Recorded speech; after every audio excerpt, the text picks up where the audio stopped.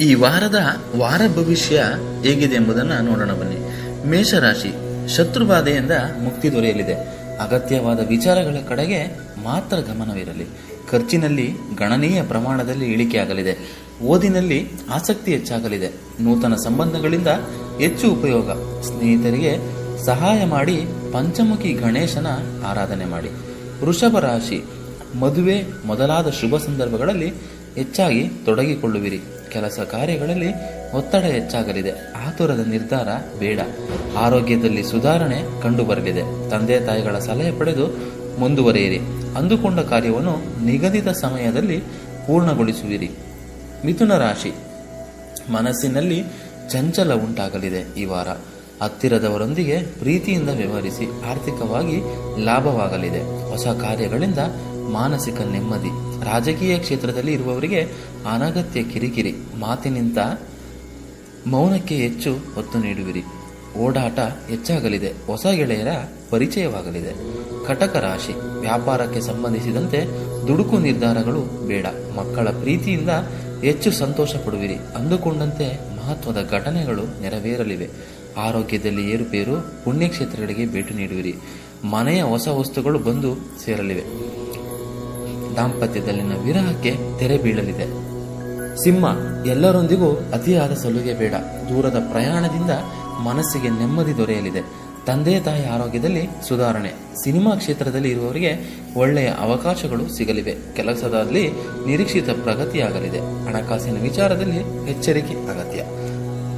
ಕನ್ಯಾ ರಾಶಿ, ಒತ್ತಡದಿಂದ ಹೊರಗೆ ಬರುವಿರಿ. ಉಳಿತಾಯಕ್ಕೆ ಹೆಚ್ಚಿನ ಆದ್ಯತೆ ನೀಡಿ. ಮಕ್ಕಳ ವಿದ್ಯಾಭ್ಯಾಸದಲ್ಲಿ ಪ್ರಗತಿ ಕಾಣಲಿದೆ. ಸಿಕ್ಕ ಅವಕಾಶಗಳನ್ನು ಸರಿಯಾಗಿ ಬಳಕೆ ಮಾಡಿಕೊಳ್ಳಿ. ಅಪರಿಚಿತ ವ್ಯಕ್ತಿಗಳ ಬಗ್ಗೆ ಎಚ್ಚರವಿರಲಿ. ದೂರದ ಪ್ರಯಾಣ ಮಾಡುವ ಅಗತ್ಯ ಬರಲಿವೆ. ತುಲಾರಾಶಿ, ರಾಜಕೀಯದಲ್ಲಿ ಆಸಕ್ತಿ ಹೆಚ್ಚಾಗಲಿದೆ. ಅನಾವಶ್ಯಕವಾಗಿ ಯಾವುದೇ ವಿಚಾರದಲ್ಲಿ ಸಕ್ರಿಯವಾಗುವುದು ಬೇಡ. ದೈಹಿಕವಾಗಿ ಸದೃಢವಾಗಲು ಪ್ರಯತ್ನಿಸುವಿರಿ. ಮನೆಯಲ್ಲಿನ ವಿರಸಗಳು ನಿವಾರಣೆಯಾಗಲಿವೆ. ಶುಭ ಕಾರ್ಯಕ್ಕೆ ಹೆಚ್ಚು ನಿಧಾನ ಮಾಡುವುದು ಬೇಡ.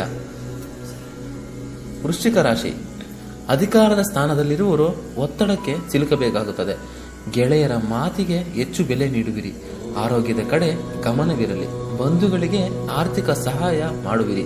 ವಿನಾಕಾರಣ ಕೋಪ ಬೇಡ. ನಿಮ್ಮ ಮಾತಿನಿಂದ ಬೇರೆಯವರಿಗೆ ನೋವಾಗದಂತೆ ನೋಡಿಕೊಳ್ಳಿ. ಶುದ್ಧ ಸಸ್ಯಾಹಾರಕ್ಕೆ ಆದ್ಯತೆ ನೀಡಿ. ಧನಸ್ಸು ರಾಶಿ, ಔದ್ಯೋಗಿಕ ಪ್ರಗತಿ. ಶುಭ ಕಾರ್ಯಗಳು ಸನ್ನಿಹಿತವಾಗಲಿವೆ. ಬಂಧು ಬಳಗದಿಂದ ನಿಮ್ಮ ಬೆಳವಣಿಗೆಗೆ ಸಾಕಷ್ಟು ಪ್ರೋತ್ಸಾಹ ದೊರೆಯುತ್ತದೆ. ಸೂಕ್ತ ನಿರ್ಧಾರಗಳಿಂದ ಮುಂದುವರಿಯಿರಿ.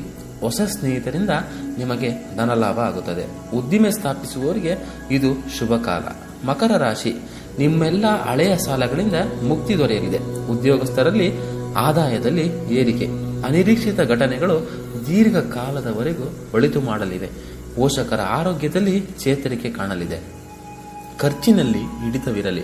ಕುಂಭರಾಶಿ, ಆಸಕ್ತಿಯ ಕ್ಷೇತ್ರ ಆಯ್ಕೆ ಮಾಡಿಕೊಳ್ಳಿ. ಹಿಂದೆ ಮಾಡಿದ ಕೆಲಸಕ್ಕೆ ಒಳ್ಳೆಯ ಫಲ ದೊರಕಲಿದೆ. ಮಿತವ್ಯಯಕ್ಕೆ ಹೆಚ್ಚು ಪ್ರಾಮುಖ್ಯತೆಯನ್ನು ನೀಡಲೇಬೇಕು. ಆತುರಕ್ಕೆ ತುತ್ತಾಗದೆ ನಿಧಾನವಾಗಿ ಮುಂದುವರಿಯುವುದು ಒಳ್ಳೆಯದು. ರೈತಾಪಿ ವರ್ಗಕ್ಕೆ ಹೆಚ್ಚಿನ ಅನುಕೂಲಕರವಾಗಲಿದೆ. ಉದ್ಯೋಗದಲ್ಲಿ ಪ್ರಗತಿ ಕಾಣುತ್ತೀರಿ. ಈ ವಾರ ಮೀನರಾಶಿ, ಒಳ್ಳೆಯ ಚಿಂತನೆಗಳು ಹೆಚ್ಚಾಗಲಿವೆ. ಕೈಯಾಗಿದ ಕೆಲಸಗಳೆಲ್ಲವೂ ಒಳ್ಳೆಯ ಫಲಿತಾಂಶವನ್ನು ನೀಡುತ್ತವೆ. ಮಕ್ಕಳ ಬಗ್ಗೆ ಅನಾವಶ್ಯಕ ಅನುಮಾನ ಬೇಡ.